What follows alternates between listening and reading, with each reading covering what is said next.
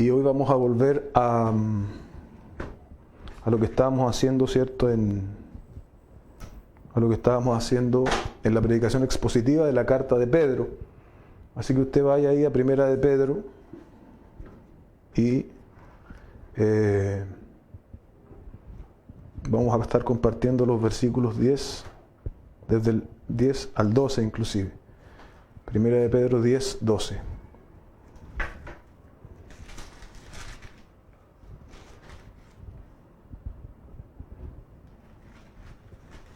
Primera de Pedro, capítulo 1, se me olvidó decir, versículo 10 al 12. Vamos a leer entonces en el nombre del Señor. Dice: los profetas que profetizaron de la gracia destinada a vosotros inquirieron y diligentemente indagaron acerca de esta salvación, escudriñando qué persona y qué tiempo indicaba el Espíritu de Cristo que estaba en ellos, el cual anunciaba de antemano los sufrimientos de Cristo y las glorias que vendrían tras ellos. A estos se les reveló no para sí mismos, sino para nosotros, administraban las cosas que ahora os son anunciadas por los que han predicado el Evangelio por el Espíritu Santo enviado del cielo, cosas en las cuales anhelan mirar los ángeles. Señor, hemos dado lectura a tu palabra. Te pido que tú nos dirijas en esta labor, no solo a quien predica, sino también a quienes están viendo y oyendo, porque esa es la verdadera función que tiene tu palabra, Señor. No solo ser predicada, sino también ser oída, obedecida. Ayúdanos a prestar el mayor grado de atención posible, a estar atentos, Señor, a tu palabra, para que ésta pueda traer fruto agradable que glorifique tu santo nombre. Te lo ruego en el nombre de Jesús, nuestro Señor. Amén y amén.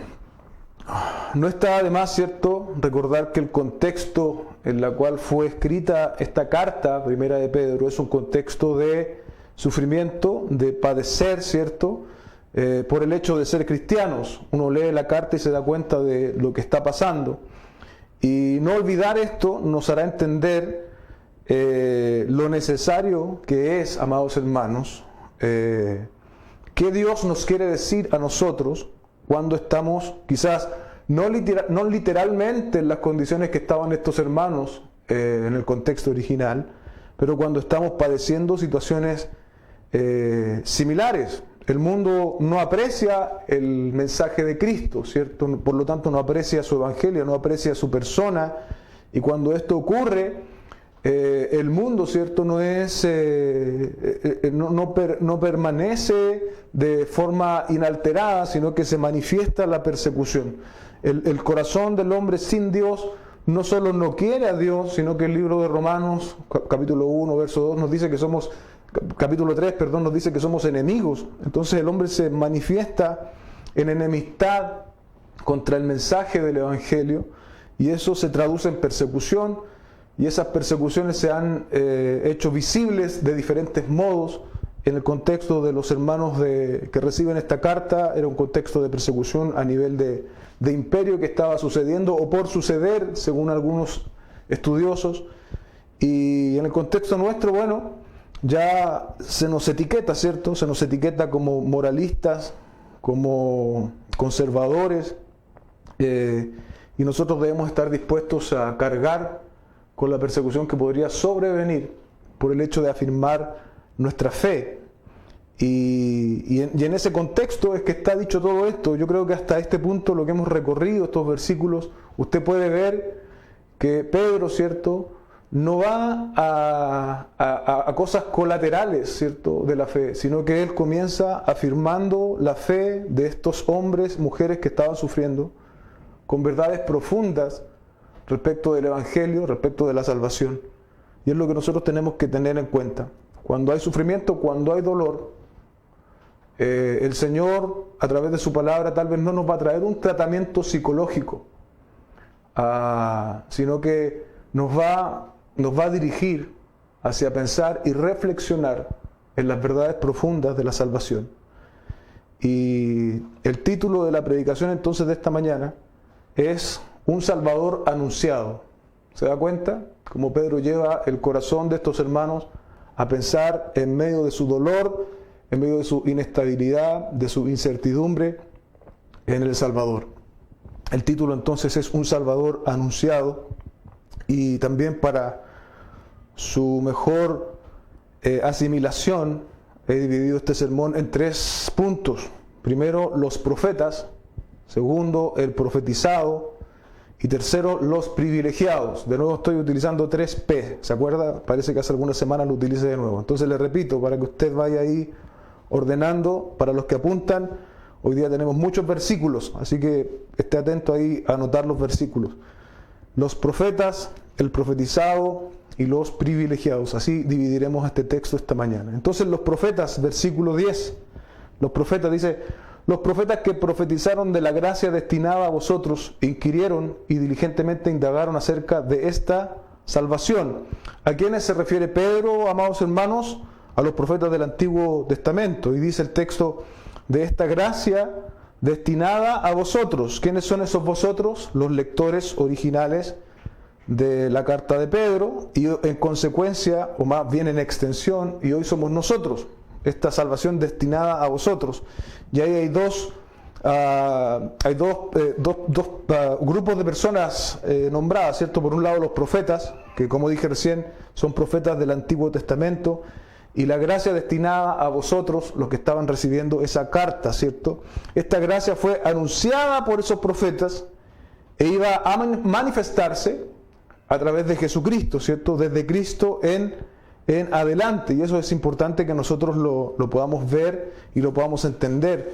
Miren lo que dice Hebreos capítulo 1, verso 1 y 2. Dice: Dios, habiendo hablado muchas veces y de muchas maneras en otro tiempo a los padres por los profetas. ¿Se da cuenta? Ahí el autor de la carta de Hebreos se está refiriendo claramente a los profetas del Antiguo Testamento, habiendo hablado muchas veces y de muchas maneras en otro tiempo pasado, por los padres, a los padres por los profetas. Ahora mire el verso 2. En estos postreros días nos ha hablado por el Hijo. ¿Se da cuenta? En estos postreros días nos ha hablado por el Hijo, a quien constituyó heredero de todo y por quien asimismo hizo el universo.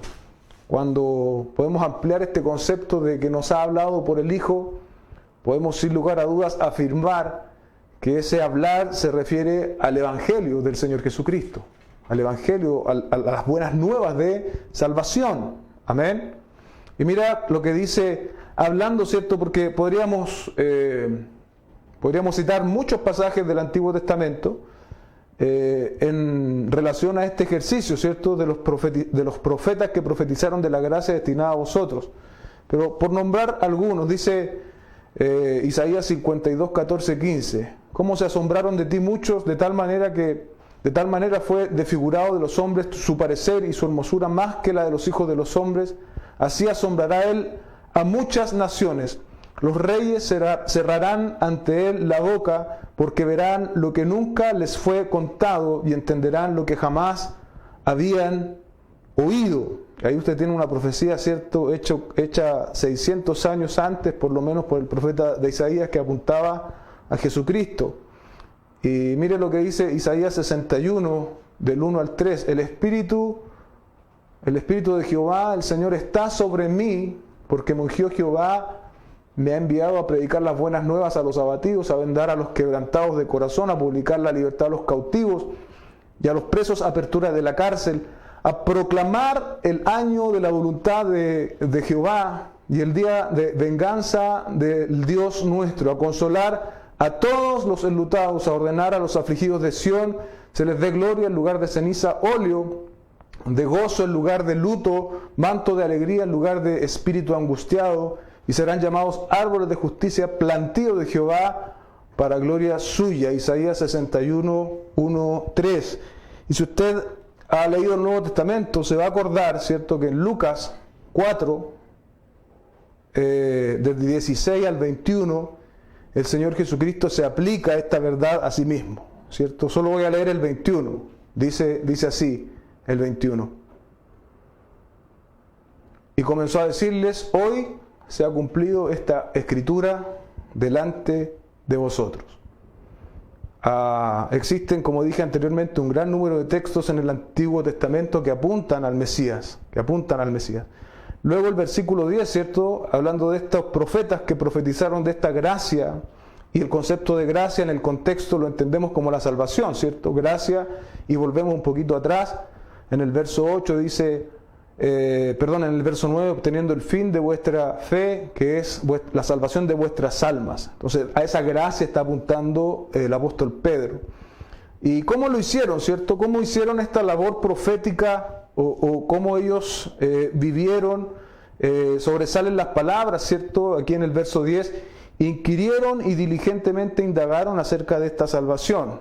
Inquirir, indagar, ¿cierto? Da cuenta o da la idea de una investigación, de algo que se hace con suficiente atención, con suficiente cuidado, de manera de no caer en errores, ¿cierto?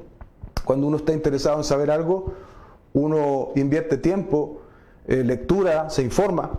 Y esta cualidad, ¿cierto?, de los profetas del Antiguo Testamento encuentra también su símil, y solo lo voy a nombrar, en los bereanos nobles del libro de Hechos, ¿cierto? Entonces es una cualidad que los profetas del Antiguo Testamento tuvieron, y creyentes del Nuevo Testamento también lo tuvieron, ¿cierto? Dice en Hechos 17 que estos eran más nobles que los de Tesalónica, porque escudriñaban todos los días para saber si lo que decía Pablo era verdad o no. Entonces ese es entre paréntesis, la cualidad, ¿cierto?, de ser diligente en lo que Dios nos ha revelado, es una cualidad que traspasa, ¿cierto?, tanto el Antiguo como el Nuevo Testamento. Vemos cómo estos profetas del Antiguo Testamento, en lo que Dios les había revelado, ellos se habían esforzado por inquirir, por indagar. Y vemos también en los hermanos de Berea cómo ellos también fueron a las Escrituras diariamente para comprobar si lo que se les estaba diciendo era verdad o no. Dice John MacArthur respecto de esto, dice: los profetas del Antiguo Testamento estudiaban sus propios escritos para saber acerca de la salvación prometida por Dios. Aunque creyeron y fueron salvos de su pecado por esa fe, mediante el sacrificio que Dios proveería en Cristo, no pudieron entender por completo lo que implicaba la vida y la muerte de Jesucristo.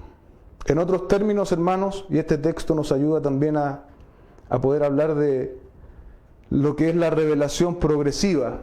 Los profetas del Antiguo Testamento profetizaron y muchas veces ellos no tenían un entendimiento absoluto de lo que estaban diciendo. Su entendimiento era parcial. A eso apunta John MacArthur. Pero hoy nosotros tenemos, conforme se cerró, ¿cierto?, el canon bíblico en el Nuevo Testamento, tenemos toda la revelación de Dios en nuestras manos, ¿cierto? Por lo tanto, tenemos una ventaja comparativa con estos profetas. Hoy día nosotros no tenemos que especular respecto del Mesías. Sabemos quién es el Mesías. Sabemos que Él ya vino, ¿cierto?, que ya hizo su obra, como se decía la semana anterior, ¿cierto? Consumado es, el Señor ya hizo esa obra. Los profetas miraban como un evento futuro en muchos aspectos conocido. Nosotros lo miramos hoy a través de la Escritura como un evento ocurrido, ¿cierto? Por lo tanto, esa es la gracia que ha sido destinada a nosotros, los creyentes del Nuevo Testamento. Mira lo que dice Hebreos, capítulo 11, verso 13. Conforme a la fe murieron todos estos sin haber visto lo prometido. ¿A quién se refiere el autor de Hebreos? Se refiere a la galería de la fe enumerada, ¿cierto?, anteriormente. Hombres del Antiguo Testamento, dice: conforme a la fe murieron todos estos sin haber visto, sin haber recibido lo prometido, sino mirándolo de lejos y creyéndolo y saludándolo y confesando que eran extranjeros y peregrinos sobre la tierra. Un poco más adelante, en el 39 y 40 del mismo capítulo, dice: y todos estos, aunque alcanzaron buen testimonio mediante la fe, no recibieron lo prometido, proveyendo Dios alguna cosa mejor para nosotros. Se da cuenta de nuevo, hay una diferencia entre ellos y nosotros, para que no fuesen ellos perfeccionados aparte de nosotros. Lo que hoy es absolutamente claro respecto de la salvación, para los profetas del Antiguo Testamento no tuvo la misma claridad. Y de nuevo les recuerdo nuestra introducción. El apóstol Pedro habla de estas cosas no en una clase y con gente sentada, ¿cierto?, en una clase de teología. El apóstol Pedro acentúa todos estos conceptos importantísimos y claves de la salvación, ahora de los profetas, en un contexto de sufrimiento, en un contexto de dolor. Y seguimos con la idea de cómo lo habían hecho estos profetas. Se extiende en el verso 11, ¿cierto? Dice, bueno, terminando el 10, indagaron diligentemente acerca de esta salvación. Esa salvación es Jesucristo. 11 dice, escudriñando qué persona y qué tiempo indicaba el Espíritu de Cristo que estaba en ellos, el cual anunciaba de antemano los sufrimientos de Cristo y las glorias que vendrían tras ellos. Ahí sobresalen, ¿cierto?, las palabras qué personas y qué tiempo. Y yo quiero aclarar esto con la Biblia, ¿cierto? La persona, nosotros ya sabemos, la persona es el Señor Jesucristo y el tiempo el que Dios soberanamente había indicado. Pero mira lo que dice Lucas 24, del 25 al 27, en el contexto de los que iban camino a Emaús. Dice, entonces Él les dijo, oh insensatos y tardos de corazón para creer todo lo que los profetas han dicho. ¿No era necesario que el Cristo padeciera estas cosas y que entrara en su gloria? Y comenzando desde Moisés y siguiendo por todos los profetas, les declaraba en las Escrituras las cosas que de él decían. El último verso es espectacular, hermano, porque el Señor dice, esa conversación tuvo que haber sido bastante larga, porque dice, y comenzando desde Moisés y siguiendo por todos los profetas, les declaraba en todas las Escrituras lo que de él decían.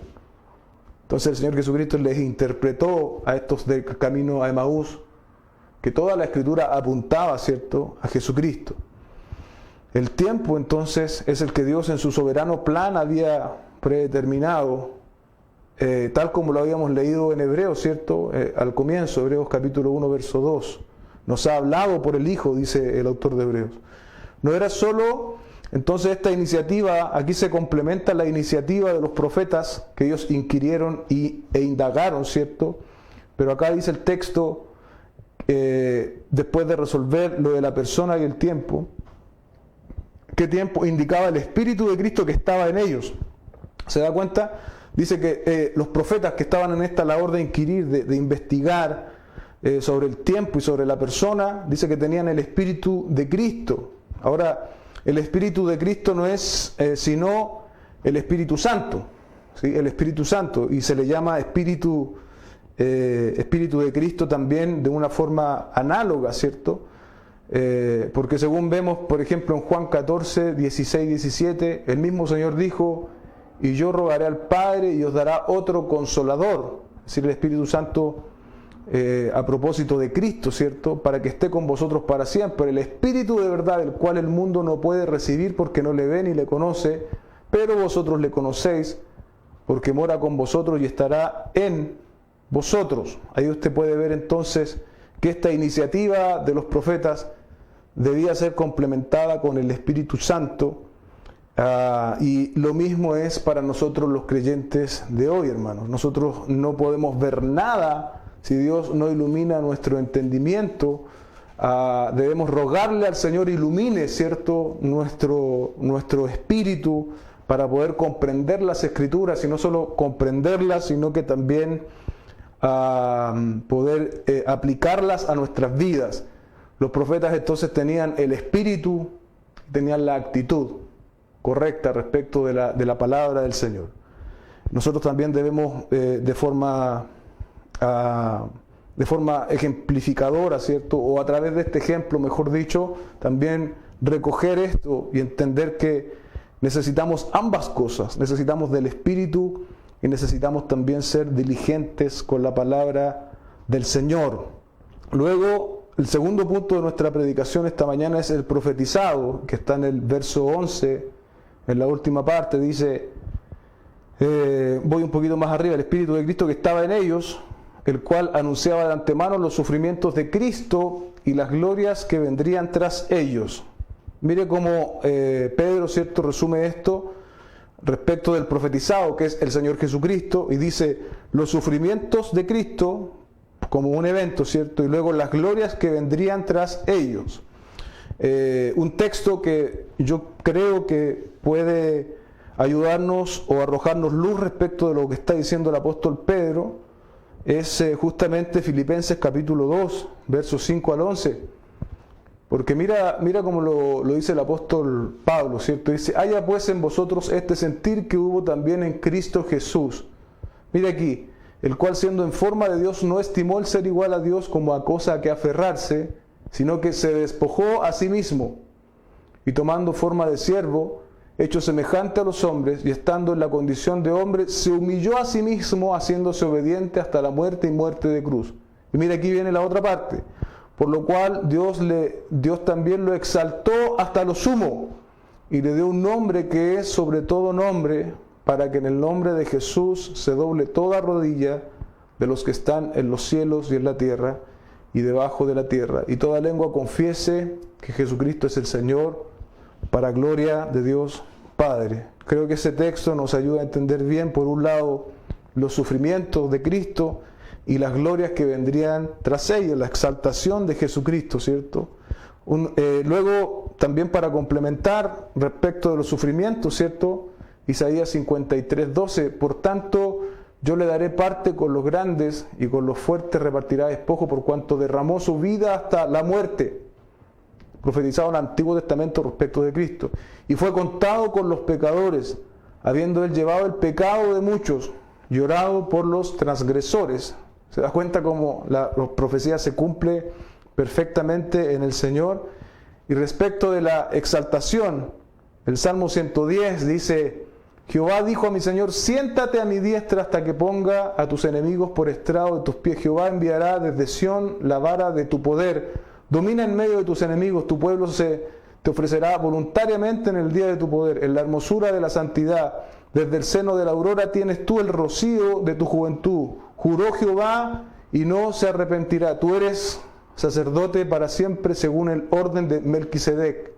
El Señor está a tu diestra, quebrantará a los reyes en el día de su ira, juzgará entre las naciones, las llenará de cadáveres, quebrantará las cabezas en muchas tierras. Ese es otro escenario. Entonces el apóstol Pedro, ¿cierto?, hablando del Señor Jesucristo, del Evangelio, ¿cierto?, primero apunta a los sufrimientos y también las glorias que vendrían tras ellos, ¿cierto? Y también yo pienso, ¿cierto?, por lo que veníamos hablando en semanas anteriores, es lógico que este nombrar el sufrimiento del Señor Jesucristo y las glorias que vendrían tras ellos no es accidental, sino que es también para que los creyentes que estaban recibiendo esta carta y nosotros hoy entendamos que el sufrimiento, el padecimiento, la persecución son cursos necesarios en nuestra vida como creyentes, porque de cierto modo estamos así haciendo eco de lo que le pasó a nuestro Señor. El mismo Señor dijo, si así me tratan a mí, ¿qué esperan de los que les va a suceder a ustedes? Y mira lo que dice Pedro un poco más adelante, en 4:12, 13, dice, amados, no os sorprendáis del fuego de prueba que os ha sobrevenido, como si alguna cosa extraña os aconteciese. Y mira esto es muy relevante, ¿cierto? Sino gozaos por cuanto sois participantes de los padecimientos de Cristo. ¿Qué decía en el texto que estábamos viendo? De los sufrimientos de Cristo. Es lo mismo, el mismo autor. Para que también en la revelación de su gloria os gocéis con gran alegría. Y luego la gloria, ¿cierto? Entonces, no es que vamos a estar en esa situación de gozo eterno porque hemos sufrido, no. Es todo a través del sacrificio perfecto del Señor Jesucristo, de su obra perfecta. Pero no debemos ser sorprendidos porque Dios utiliza muchas veces el dolor y el padecimiento para ir trabajando en nosotros una mayor dependencia de Él, para ir trabajando en nuestro carácter, y debiésemos manifestar gozo, ¿cierto?, cuando el Señor nos pone en estos escenarios, y pedirle que nos dé la gracia suficiente para madurar y para crecer. Así que eso está diciendo el apóstol Pedro, ¿cierto?, respecto de los sufrimientos y las glorias que vendrían. Y luego, ¿cierto?, los privilegiados, el tercer punto. Entonces hemos visto los profetas, el profetizado, el Señor Jesucristo, quien sufre y quien también posteriormente es elevado en gloria, y los privilegiados.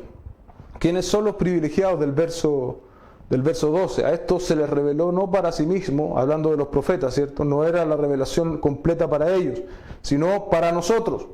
¿Quiénes son nosotros? De nuevo, los lectores originales del texto, y hoy también nosotros. Administraban las cosas que ahora os son anunciadas por lo que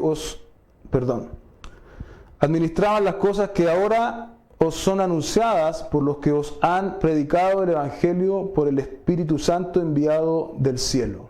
Se da cuenta que hay algo para recoger bastante amplio. Y yo puedo ver al menos dos grupos de privilegiados aquí. Privilegiados son a quienes se les predica el Evangelio, y también privilegiados son aquellos que predican el Evangelio, ¿cierto? Los testigos y los que emiten, y también cada uno de nosotros ha sido llamado para esta misma gracia, no solo para gozarnos en el Evangelio, sino también para comunicar el mensaje del Evangelio para otras personas. Por lo tanto, el privilegio es por partida doble al recibir y al anunciar. ¿Quiénes habían anunciado el Evangelio en este contexto? Bueno, con mucha seguridad los apóstoles y su generación, tal como dice el texto. Administraban las cosas que ahora os son anunciadas por los que os han predicado el Evangelio por el Espíritu Santo enviado del cielo.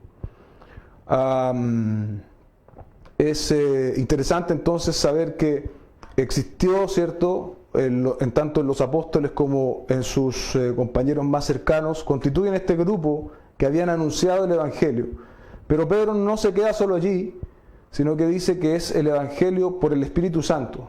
Este no es un mensaje más, ¿cierto? Este es el mensaje exclusivo de Dios, y Dios ha llamado emisores para hacerlo en el tiempo de que esto fue escrito y también actualmente. Este no es un mensaje más, no solo por eso, es el mensaje del Espíritu Santo, y Pedro nos recalca que es enviado del cielo. El Evangelio, amados hermanos, es un mensaje enviado del cielo, y no hay absolutamente ningún otro mensaje que tenga esta característica, que tenga este poder, y es por eso que este punto 3 es tan importante, porque nosotros debemos sentirnos privilegiados en que este Evangelio haya sido develado a nuestros ojos, y en ese privilegio tan grande que tenemos debiésemos experimentar un gozo que con mucha alegría nosotros también podamos comunicar a otros.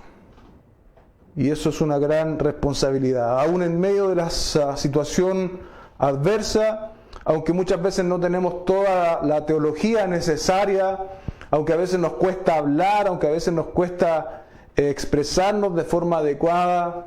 ¿Sabes, hermano? Dios es experto en glorificarse a sí mismo con lo insignificante. Y si tú puedes levantar tu mano junto conmigo, yo soy un insignificante delante del Señor.